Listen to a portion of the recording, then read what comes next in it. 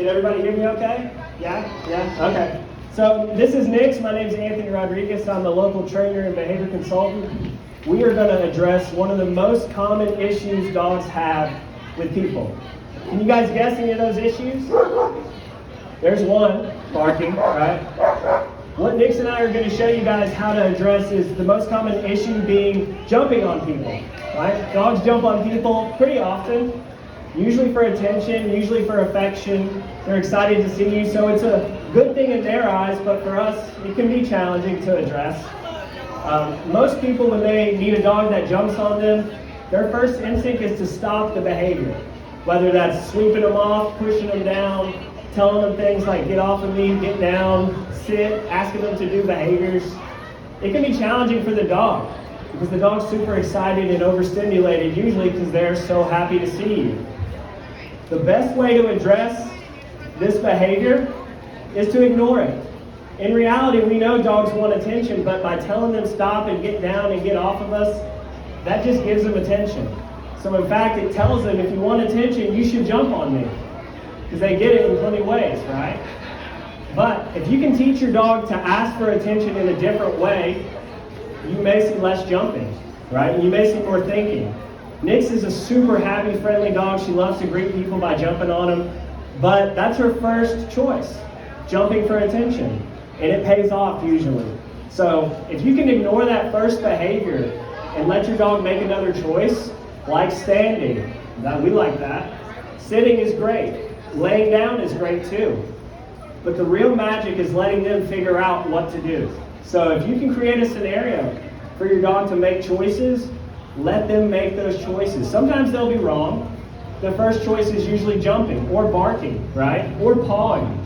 But you give them a chance to make another choice and it works out, then they'll likely do the behavior again, right? So here we go. So Nix, she knows what I got. There you go. Good. So she actually jumped a couple times and then sat. So you could say jumping was option 1 and jumping was option 2. But option 3 worked. You know, people tend to have a tendency of micromanaging their dogs, telling them to do every single thing throughout the day. And that can be exhausting.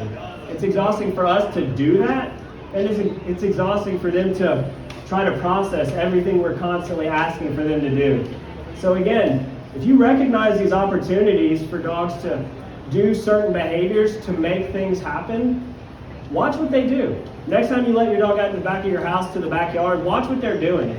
Because if they're pawing at the door, jumping at the door, squealing and squirming and dancing and doing all their thing, which is not terrible, if you let them out right then, that becomes their answer to make the door open, right? So just be patient. Let them think, okay, the door's not opening, let me try a few things. Because if they figure out sitting makes things happen in different environments, like making the back door open, or making their food go to the ground, or greeting another person, they'll start using that answer in their mind for all the different scenarios. But the difference really is us letting them figure out what works versus trying to tell them what to do all the time, right? It makes life a lot easier because now your dog is thinking about what to do and you're observing them thinking. From dog training, there's a lot of cool experiences that you get to experience every single day. But the coolest one is watching dogs think and process and figure things out. So I'll show you guys one exercise you can do with your dogs. But in reality, if you observe them sitting on their own, let them know how great that is because that's going to click and they're going to say, oh wow, sitting works over here. Let's try it. All right. So this example, I use it with shelter dogs. They get really excited. They don't know how to harness their energy. I like to just show them a treat, show them the reward, and then just move a little bit. See what they do. If she stands there, I would treat her for that. But if she's going to offer a sit, we're going to let her know how great that is. And as long as she's able to do the behavior that we're looking for, we can add a little more energy. It does not take a lot for Nix to get excited, right, Mom?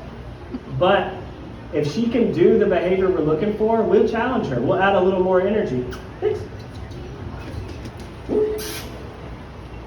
Yeah, girl, good. And some people may say, are you cueing her to sit with your hand? And you may be right. But as long as she's doing the behavior, you can start to eliminate those cues for her and see what she's capable of doing. I know. Give her another. What you got? That a girl. Beautiful. Y'all give it up for Nix. All right, if y'all ever have questions, again, my name is Anthony Rodriguez. I'm with No Worries Dog Training. All the local rescues and shelters, please reach out to them. Know how you can volunteer with them. Y'all make a big difference in their lives, so keep up the good work. Y'all have a great day.